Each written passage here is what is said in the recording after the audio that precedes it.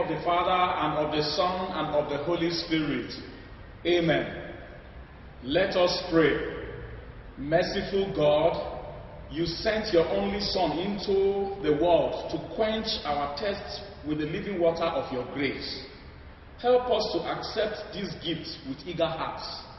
Transform our lives through this Lent, as you did transfigure the life of the Samaritan woman and your children, the Israelites, in the desert. This is our prayer through Christ our Lord. Amen. In the name of the Father, and of the Son, and of the Holy Spirit. Amen.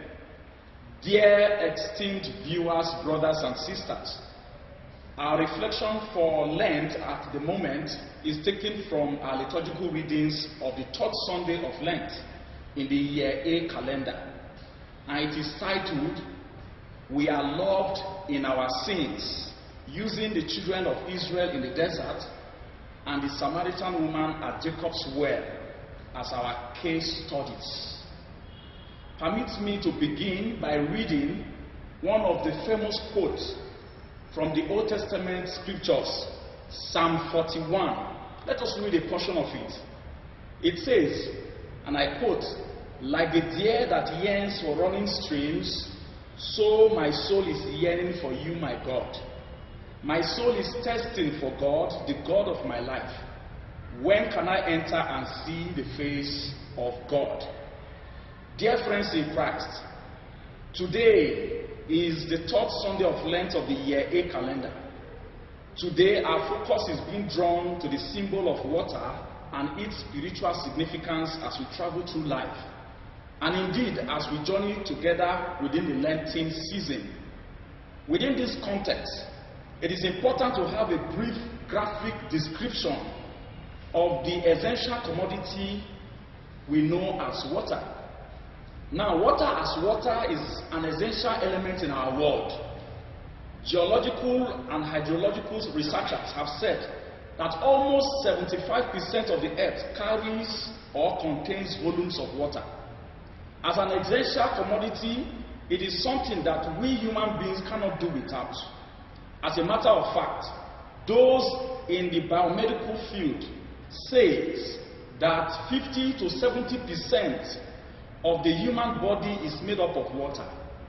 More so, we know quite well that water is used for cooking, drinking, bathing, washing, for transportation's sake, for generating power supply, and indeed for so many things yet to be mentioned. Little wonder then that the late Nigerian-born Afro music maestro Fela Anikulapo Kuti once sang this song, that water you no get enemy. Obviously, there is a test, a spiritual test of insufficiency or insatisfaction and emptiness in every human heart. Each of us, like the Israelites of old, and like the lonely, friendless woman who Jesus met at Jacob's well, are testing for something more, something much more bigger that can satisfy our yearnings. But we often search in the wrong places. We draw water from many deep and faulty wells. Yes, we go out to fetch the water of earthly praise to quench our thirst for self-esteem, the water of success to quench our thirst for importance, and the water of pleasure to quench our thirst for joy. But like St. Augustine of Hippo, we are never satisfied with this water. We outrightly become empty jars, still waiting, longing, yearning to be filled in and satisfied by God, our Creator. In his famous epic collection, Augustine's Confession, Augustine said in summary, through his experience, when he exclaimed this way, "Long have I searched for you, O ancient of days. I have searched the waters, the mountains, the plains, the valleys, the crowd, the night and day, but found none, and found not my love. None have I come. Now I have come to realize," he said, "that you are in me." He then concluded that our hearts are restless until they rest in God alone. We too, like the Israelites in our first reading, the Samaritan woman in the gospel episode, and St. Augustine, the Bishop of Hippo, have all experienced tests in our lives, or are presently experiencing the dryness of the moment. Honestly, we all know what happens to our field when it doesn't rain, or when it happens that there is so much dryness across the land. One of our Catholic hymns says, "You are my people, I am your God. You are my people close to my heart." And we also responded saying, "Lord, we are thirsty, walking through this desert land. Lord, we are thirsty, give us some drink," and so on and so forth. Now, in the book of Revelation chapter 22, verse 17, the Lord says, "Let all who are thirsty come. All who want it may have the water of life." You will recall in the famous passage of Isaiah's book of Consolation, chapter 55, verse 1 to verse 2b. Yahweh says, "Come here, all you who are thirsty. Come to the water. All who have no money, come. Yes, without money and at no cost, fetch and drink wine and milk. Why spend money on what is not food and labor for what does not satisfy?" From the above background, we see how our liturgical readings speak to us of the essentiality of water. In the desert, as recorded in our first reading, the people of Israel survived because God provided water for them. In the gospel, Jesus speaks of a new water, a new life of grace that he wants to give us. He uses the essential elements of water to teach a crucial lesson to the Samaritan woman, the woman at Jacob's well. In other words, he leaves us with a lesson that he is enough. More so, our second reading of today shows why we should trust God and be joyful, because since a non-Jew, a Samaritan woman for that matter, could benefit from this living water, no one should doubt that he or she will be deprived of the living water. Not even the worst sinner, whose response to the invitation of Christ is made.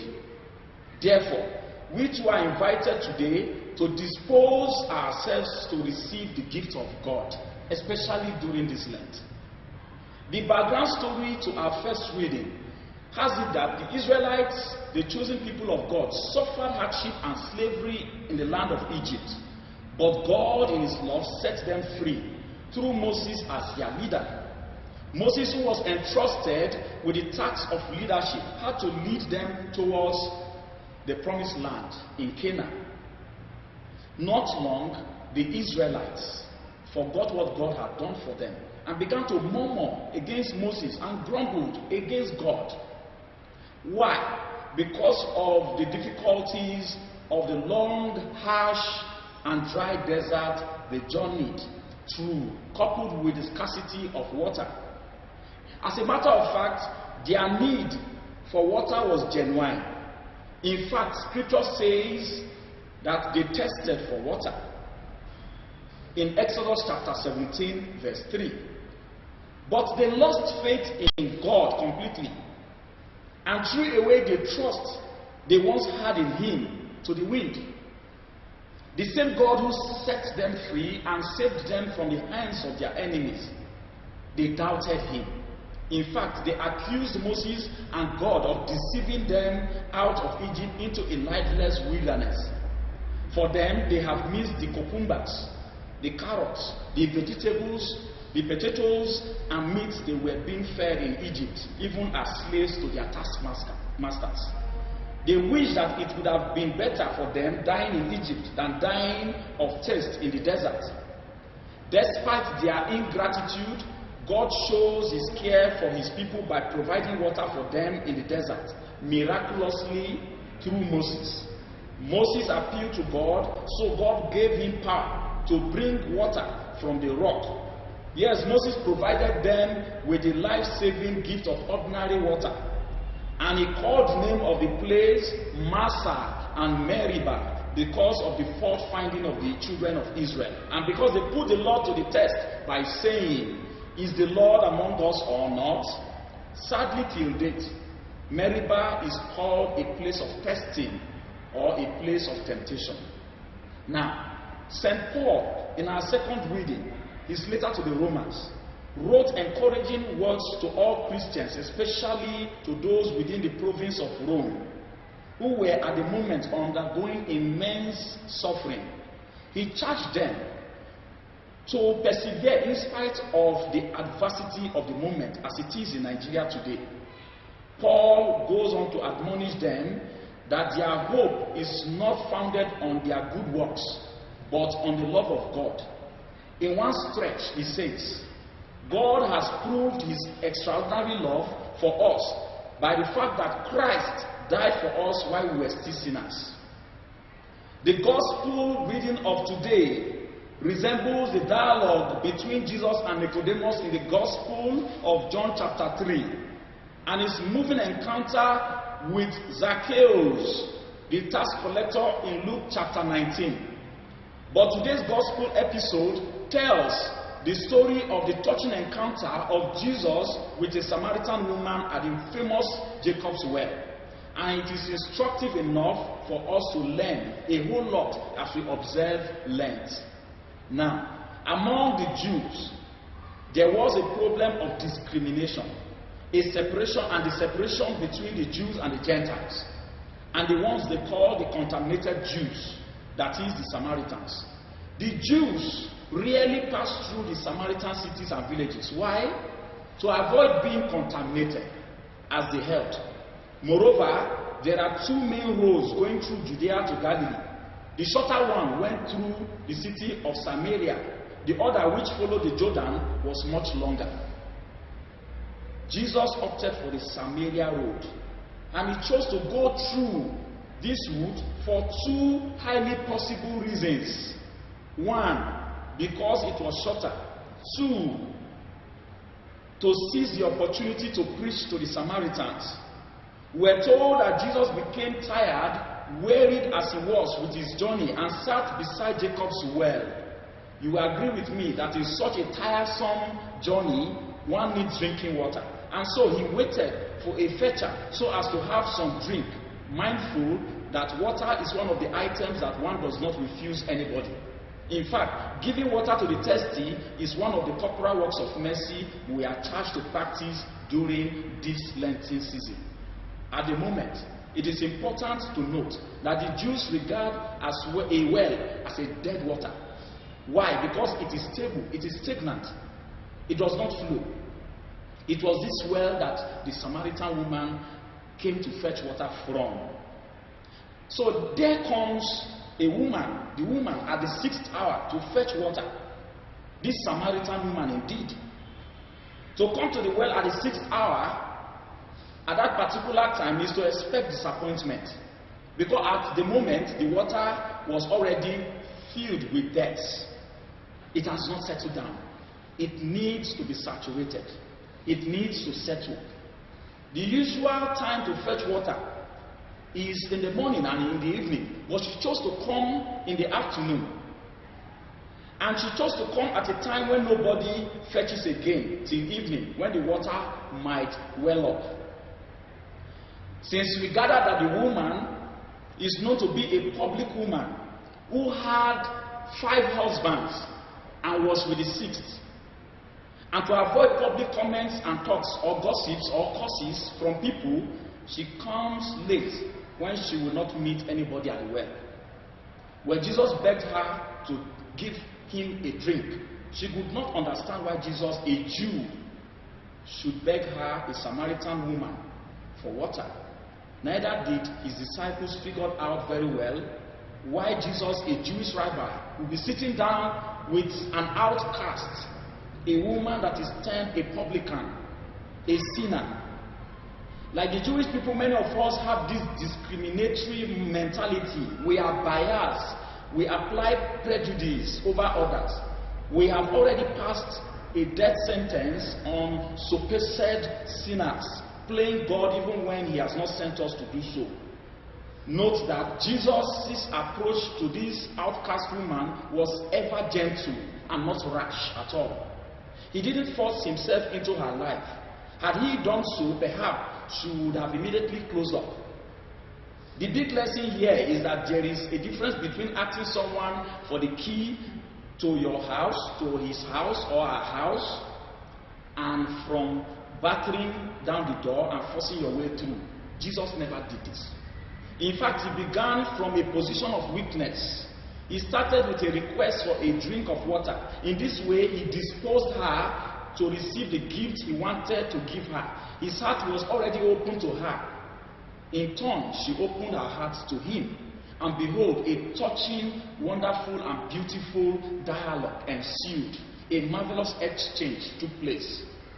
As if that was not enough, he treated her with respect, not an iota of judgment or a hint of condemnation.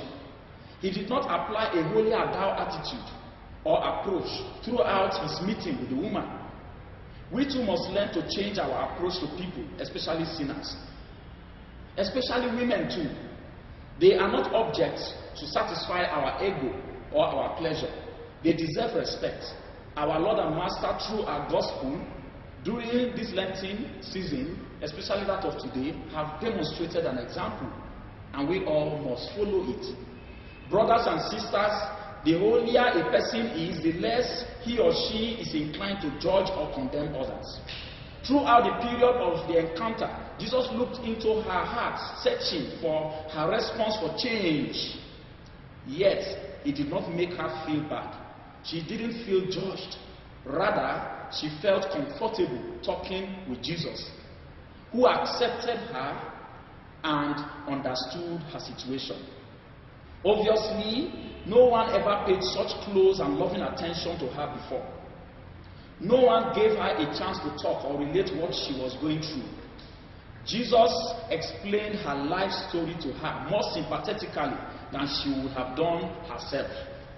But she, before she realized it, had shared to him the whole story of her sad, bitter, and confused life. How could someone as pure as Jesus understood a woman like her? The woman is simple, and the woman was straightforward with her replies to Jesus. Jesus was able to see into her secret being, into that part of her which longed for true love, which was pure, which was innocent, which was testing to be seen as a person and not an object. Yes, she was deeply wounded, and of course she was a wounded woman with series of broken relationships, something that's becoming quite common today, especially in Nigeria. What are the lessons we have from the whole passages we have run through? Fellow pilgrims, in spite of our sins, our stubbornness, murmuring and grumblings every day, God doesn't write off his people, but shows his love for us by providing us water in whatever circumstance we find ourselves. He meets us at our well of stagnant water and fills our jars of emptiness with living water. He never disappoints. Yes, Christ meets us where we are. He says to us that, as he said to the lost woman, if you only knew the gift God wants to give to you. Significantly, it is essential that we all should yearn for the living water. The water that is so different from the ordinary water that we take each day, that we use each day. This lesson of the encounter of Jesus with the Samaritan woman is a big life story for all of us.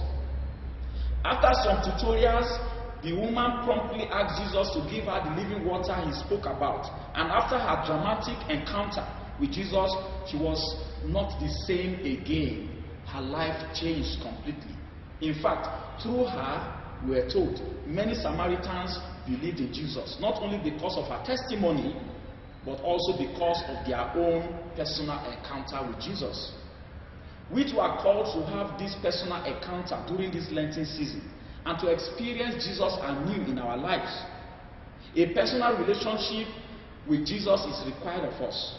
Truly, he is the living water that we have to drink to have real satisfaction on earth and eternal life in the world to come. But sadly, we the men and women of this generation find it very difficult to admit our poverty, our weakness, our sins. Those things that are troubling us deep down.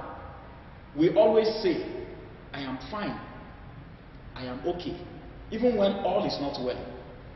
So as we go through the twists and turns of life, as we go through the rocky mountains of broken relationships and the deep valleys of evil and sin, Jesus today presents himself as the source of sustenance and true nourishment.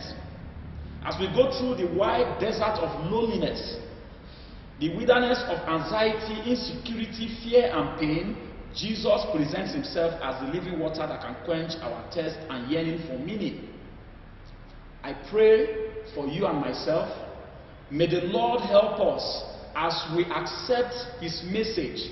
Even as our countrymen and women are being battered here and there with anti-people bills by our Senate, bad socio-economic policies by the government of the day, with deep depression in our land and rising social insecurity, Jesus Christ presents to us within this scenario, within this circumstance, as the way, the truth, and the life. John chapter 14 verse 6. As we go through the bitter valley of tears, and especially as nothing seems working in our lives, with the whole world against us, Jesus recommends himself as the only one who can fill the existing void and the shallow emptiness created either by we ourselves or others. As in the days of Hagar and her son Ishmael, when they were driven into the wilderness and were faced with shortage of food and water supplies. As in the case of Elijah, when he was fleeing from the wicked hand of Ahab and his wife Jezebel, Jesus presents himself as the only security and fountain of life.